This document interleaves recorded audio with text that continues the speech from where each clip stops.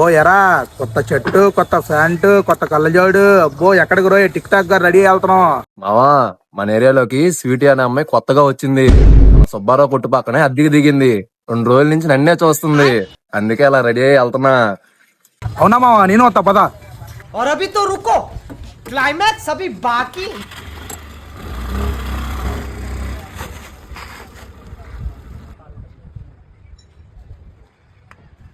ఏంట్రా స్వీటీ అన్నావు, ఎక్కడ కనిపించట్లా? నువ్వెందుకు అలా ఎత్తుక్కుంటావు? నేను చూపిస్తా నాకు స్వీటీని.